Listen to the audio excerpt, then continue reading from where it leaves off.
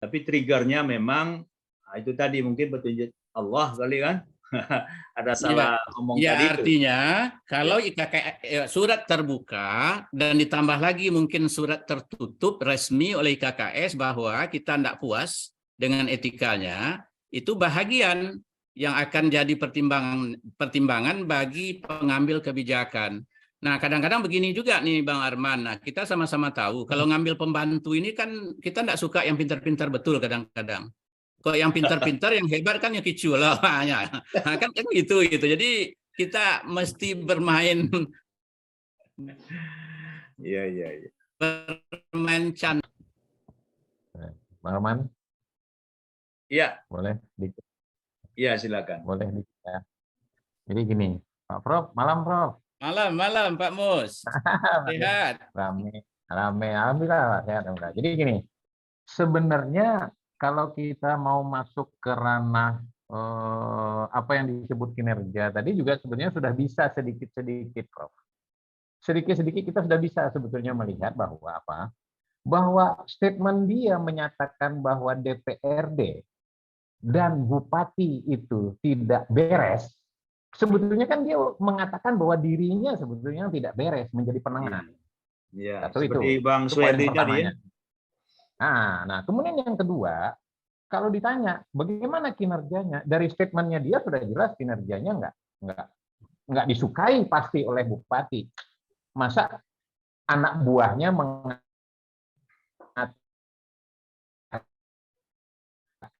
bahwa benar dengan DPRD kan begitu kan. Nah ini kan sebetulnya kalau saya punya pembantu saya misalnya, terus pembantu saya nih ngomongin saya dengan orang lain bahwa saya yang nggak benar, kira-kira ini pembantu benar nggak sih sebenarnya? Jadi Pak Mus, kita mau tanya juga kan? Kan Pak mau tanya kan? Betul.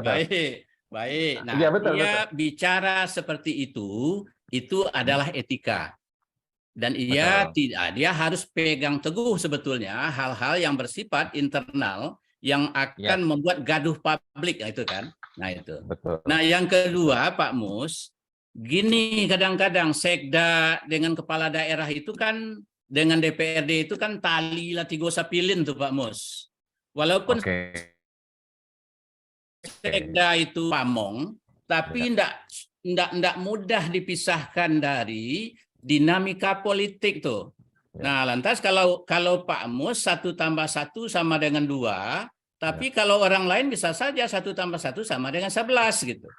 Nah ini yang saya maksud itu tadi gitu. Nah, dalam beberapa pengalaman saya terus terang saja berkali-kali menjadi ketua pansel untuk eselon 2 itu, termasuk untuk sekda. Sekarang sedang berjalan pula itu untuk Kabupaten Pesisir Selatan. Kita dari pansel memberikan yang terbaik di ranking tuh 1, 2, 3 gitu. Yang diambil nomor 3 itu kan sangat sering sekali itu. Nah, kenapa?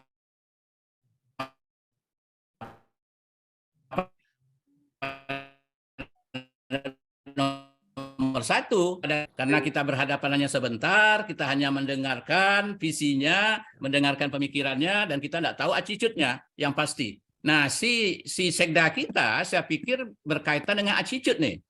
Si pansel juga tidak akan menjaring, tidak akan bisa mendeteksi dengan baik hal-hal seperti itu. Gitu. Nah, lantas dia apakah nomor 1, nomor 2, nomor 3, saya tidak tahu dulu. Bisa jadi dia nomor 3 jadi nomor 1, atau bahkan dia nomor 1 juga itu Pak Mus. Nah, itu ya. Nah, tapi saya melihat posisi kita sebagai warga masyarakat, saya saran kepada Pak Sekum kita memang agak ini juga elegan juga lah masuk ke dalam ranah-ranah seperti ini gitu. Ya Pak Mus ya. Baik. Satu lagi Bang Arman. Ya, Dokter Trian ada mau memberikan pendapat, nyampaikan nih, Dokter Trian ada saya lihat. Silakan. Ya, silakan Dinda dari Taluk. Orang Taluk. Silakan Dinda Trian, udah nyambung tuh.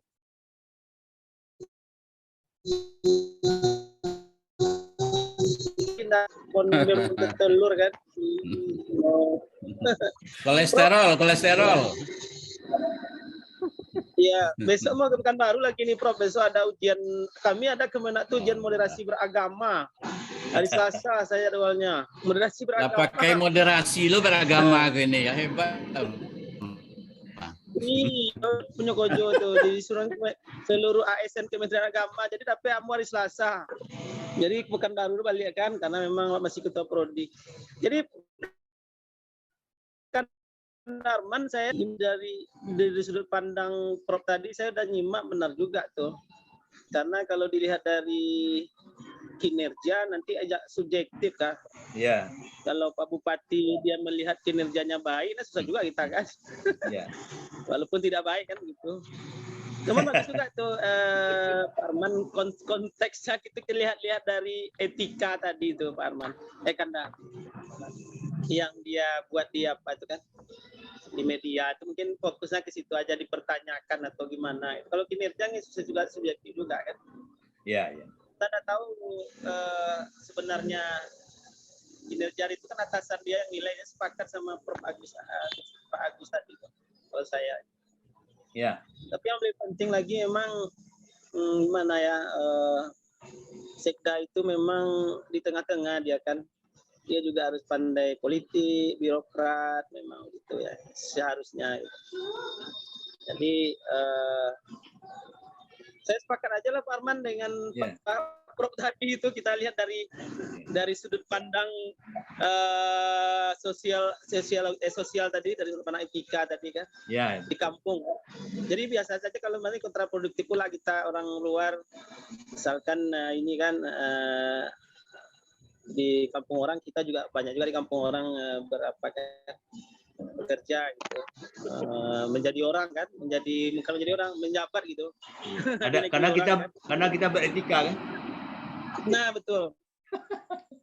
Jadi mungkin oke, siap, makasih. Tapi kalau Adinda ada beretika belum bisa jadi sekda ya. Saya mau ke Inggris kan. Coba postdoc. Tapi saya udah buka-buka tuh. Jadi dari banyak pembicaraan tadi bagus-bagus semua ya. Jadi kan kesimpulan akhirnya kan ke etika, kinerja nggak usah kita singgung. Tapi udah sesuai lah. Yang kita ini kan memang selama ini kan dari etika itu sebenarnya garis besarnya.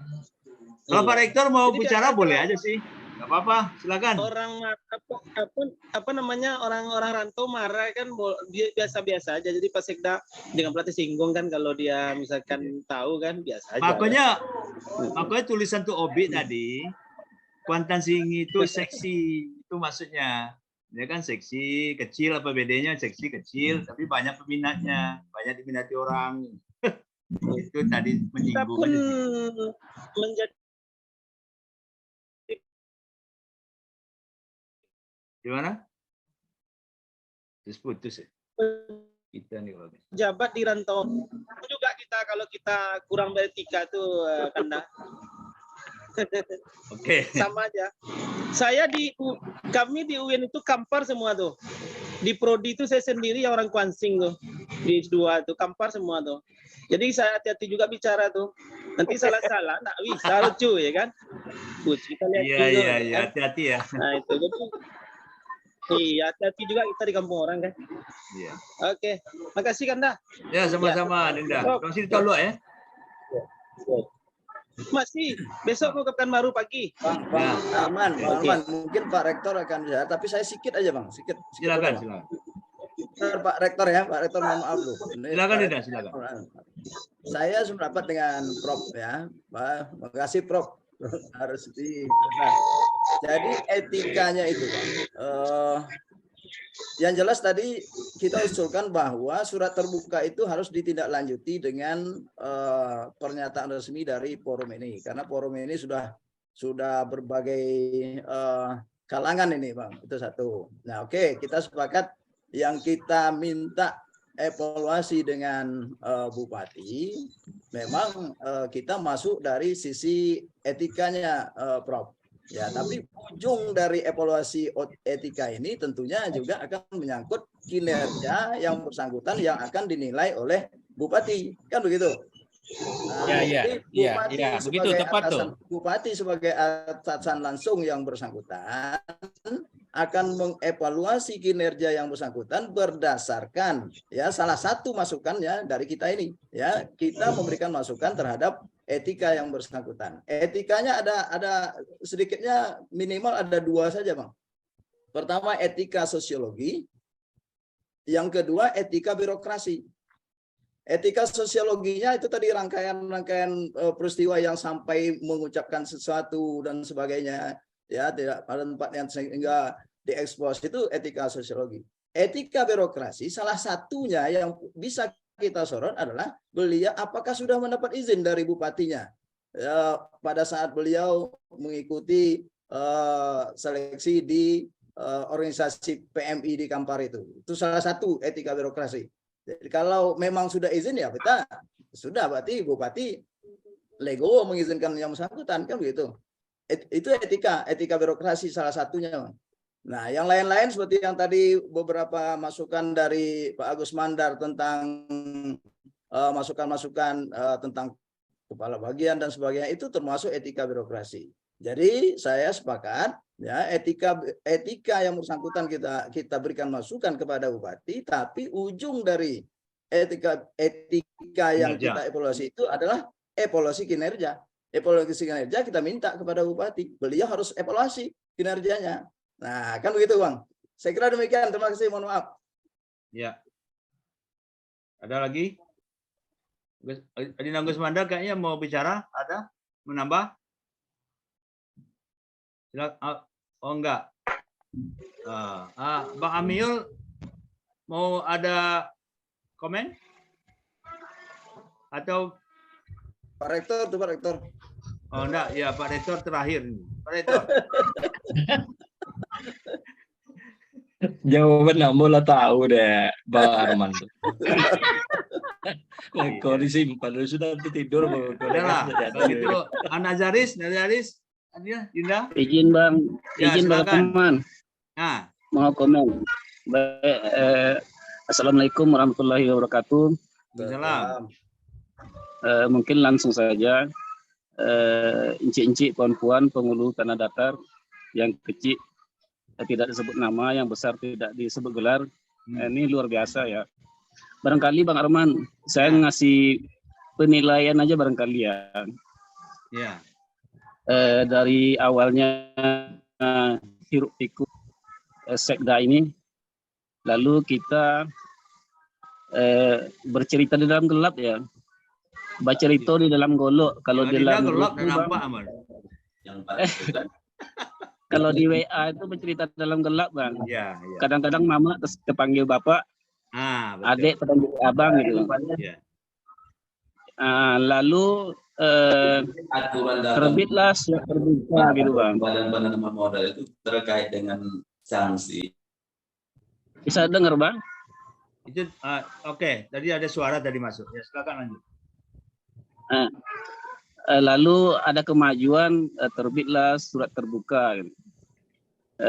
Dengan surat terbuka tadi itu, lalu kita melakukan Zoom malam ini gitu. Itu kemajuan luar biasa, Bang. Ya. Tadi seperti yang disampaikan bapak-bapak yang tadi, yang sudah menyampaikan pendapatnya, berharap IKKS menerbitkan surat resmi gitu, Bang. Kami sangat mendukung sampai tuntaslah hiruk pikuk ini selesai gitu, Bang. Itu, Bang. Terima kasih, Bang Arman. Itu aja ya. Ya. Alhamdulillah, sama sepakat ya. Ada lagi sebelum Pak Rektor? Ya. Oke, silakanlah Pak Rektor, udah nganggut dari tadi. Ya. Mau sangka mau tukang kabiar tadi. Hah? Di belakang luan. Rupo tukang onjay atau tukang uwi. Makasih karena Arman. Rektor closing statement tuh. Iya. Ya kondoke. Jangan doke.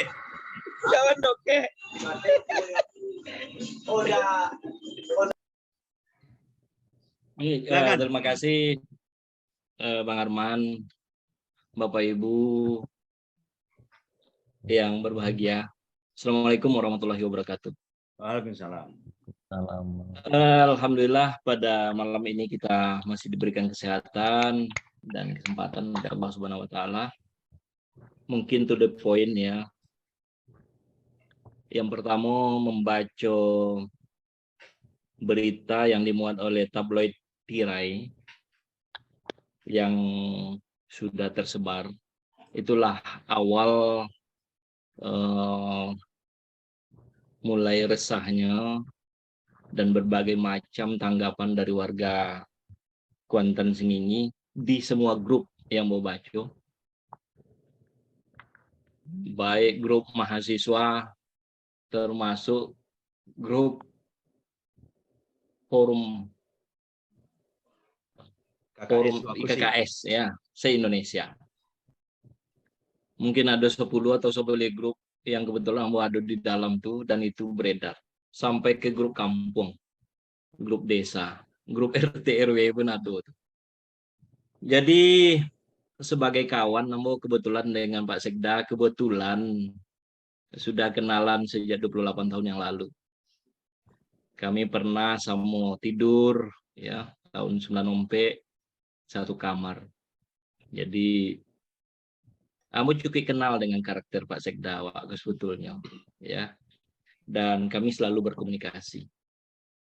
Namun tentu tidak segala sikap dan kebijakan Sekda Ambo ketahui gitu ya. Namun ada beberapa yang kadang Ambo mengingatkan, Ambo menyarankan, Ambo begitu pula sebaliknya boleh kepada Ambo. Jadi ketika membaca berita itu, Ambo konfirmasi langsung kepada Sekda. Lantas dijawab beliau, itu hoax Pak Rektor. Kita bangun Kuansing dengan penuh kebersamaan, dengan penuh semangat kebersamaan. Kemudian itu WA ya. Kemudian beliau telepon Ambo. Cukup lama. Biasanya kalau beliau nelpon itu atau Ambo yang nelpon itu biasanya pagi. Jam 6 sampai jam 7 lah lebih kurang. Ya. Jam 7 lewat itu biasa HP-nya tuh udah enggak aktif itu. Kalaupun aktif tapi tidak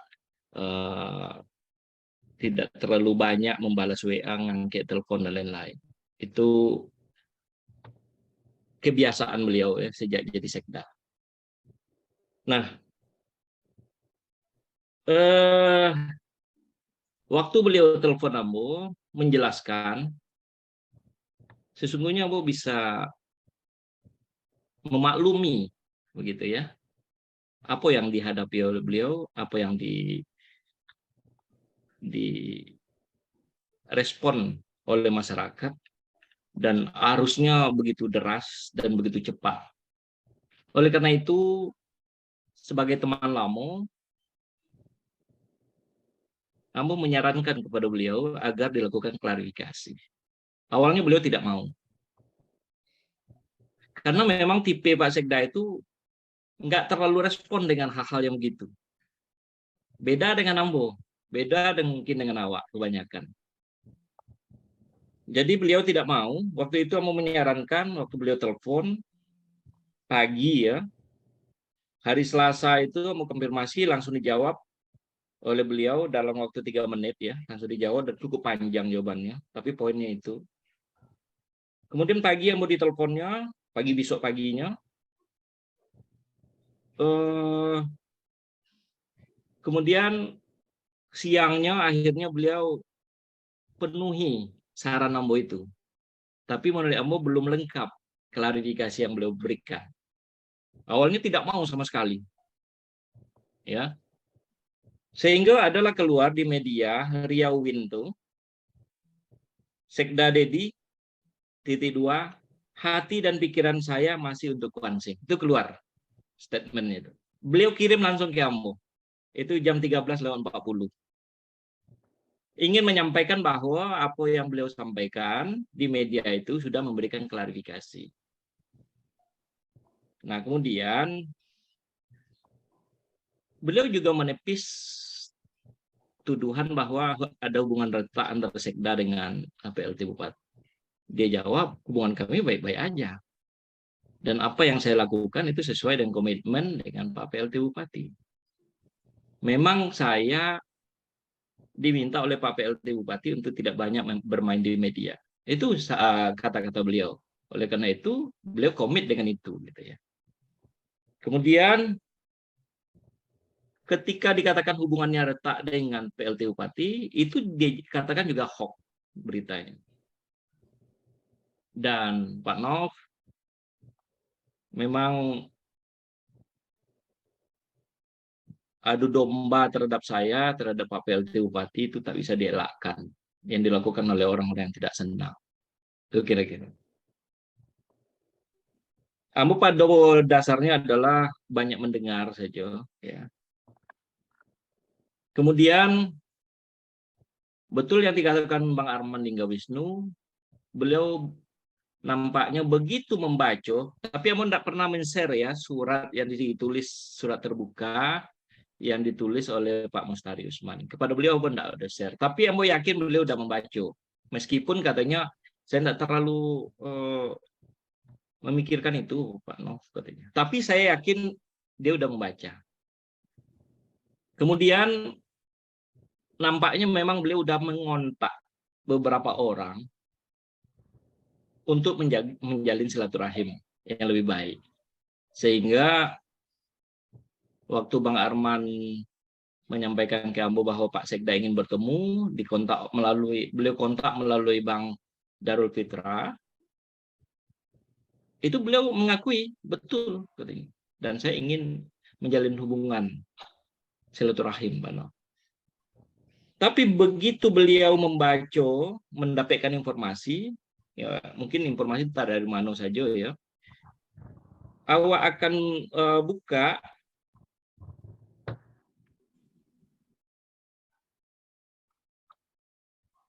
diskusi lomak virtual dengan topik polemik Sekda Kwansing yang malam gini, beliau hilang respect. Akhirnya tidak usahlah Pak Nov, saya apa yang terjadilah. Saya serahkan pada Allah. Yang penting saya tidak berbuat seperti apa yang dituduhkan. Nah, memang beliau tipe orang yang ke depan aja, beliau tidak hirau dengan hiruk pikuk atau pembicaraan orang belakang. Itu tipenya dari dulu seperti itu yang mau baca. Nah, kemudian tadi sore ya menjelang maghrib, Ambo sarankan sebaiknya Pak Sekda ikuti saja nanti. Mungkin momennya adalah untuk klarifikasi. Udahlah Pak Nov aja lah kalau mau ikut. Saya nggak sempat saya mikirin yang kayak begitu. Itu diantaranya. Jadi memang beliau. Padahal kesempatan untuk klarifikasi menurut Ambo adalah gini, gitu ya. Nah jadi terkait di PMI.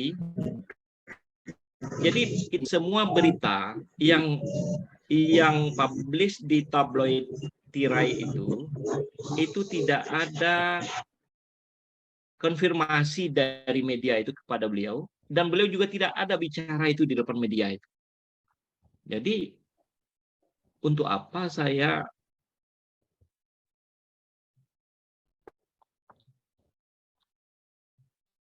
pusing hati, saya akan laporkan media itu ke Dewan Pers. Itu katanya di awal gitu. Apakah jadi beliau melaporkan ke Dewan Pers atau tidak? Mau kurang paham, kurang tahu, tidak mau telusuri lebih jauh. Kemudian apakah benar berita yang diliput oleh tabloid tirai itu? Kamu pun tidak perlu sampai mendalami itu ke tabloid tirai. Mungkin Bang Arman sudah lakukan pendalaman terhadap kebenaran informasi itu, kamu tidak tahu. Tapi memang tipe Pak Sekda kita ini, dia tidak terlalu mau memikirkan hal-hal yang begitu. Gitu. Memang agak uniknya di situ. Memang. Unik. Jadi terkait dengan PMI, PMI itu memang selama itu, beliau itu adalah sekretaris PMI Kampar. Jadi ketika ketua PMI Kampar itu habis masa jabatan, kemudian beliau yang diminta oleh ketua PMI provinsi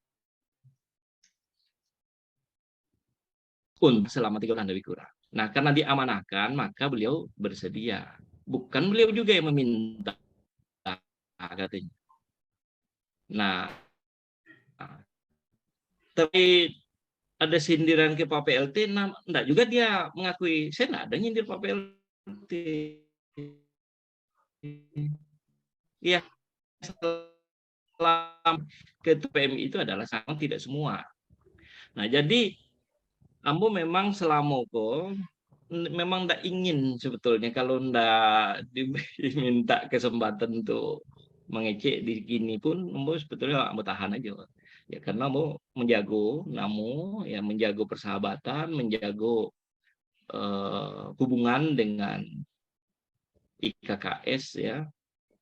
Karena IKKS di tangan kanan, kira-kira persahabatan itu di tangan kiri lah kira-kira. Jadi dua-duanya itu penting gitu loh. Jadi Ambo ketika mendapatkan informasi semua itu adalah hoax, ya Ambo ya bisa percaya bisa tidak gitu ya. Nah, waktu akan menjawab tentu. Waktu akan menjawab. Bila mana yang diliput oleh media tabloid tirai itu benar adanya, berarti Pak Sekda bohong. Termasuk bohong kepada Ambo. Bila mana beliau memang akan mencalonkan diri sebagai Sekda Kampar, berarti beliau bohong juga kepada Ambo. Itu aja mungkin yang bisa Ambo sampaikan. Karena sempat juga Ambo konfirmasi terkait beberapa isu yang berkembang itu, yang memojokkan kepada beliau itu, beliau katakan, saya tidak ada niat Pak Nof untuk Kampar itu, Sekda Kampar, dan hati saya masih di Kuansing. Itu kira-kira. Tapi ada planningnya yang lain, itu Ambo tahu. Dari awal Ambo tahu. Otang pun, tadi pun beliau masih sampaikan kepada Ambo. Itu kira-kira. Tapi kalau untuk yang lain, Ambo rasa sebagaimana yang dituduhkan, ya bisa benar, bisa tidak benar. Tinggal waktu menjawab itu yang mau sampaikan tadi.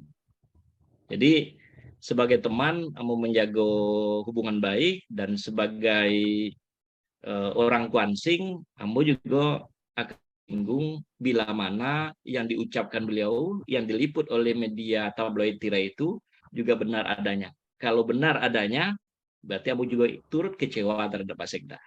Itu kira-kira Pak Bang Arman. Kemudian tadi ada di chat itu Bang Epi ya, Bang Epi Martison. Bagaimana sikap mahasiswa? Sikap mahasiswa sejauh ini tenang-tenang aja. Potang Ambo bersuara dengan Presiden Mahasiswa, Ambo hadir, ada acara pelantikan terus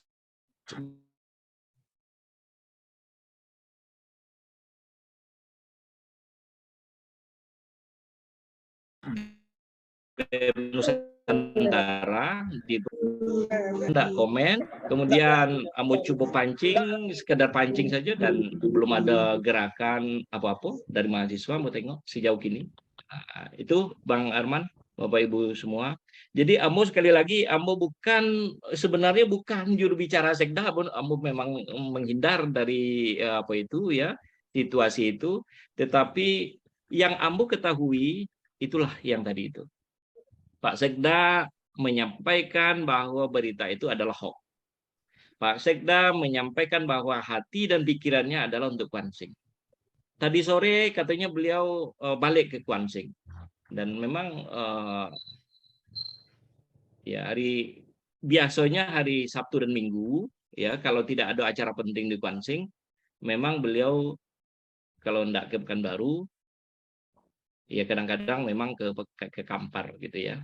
Nah, itu kondisinya, Bang Arman. Ya. Nah, dan beliau tidak ada pesan apa-apa untuk Ambo sampaikan. Itu murni yang sekedar Ambo tahu. Nah, itulah dia.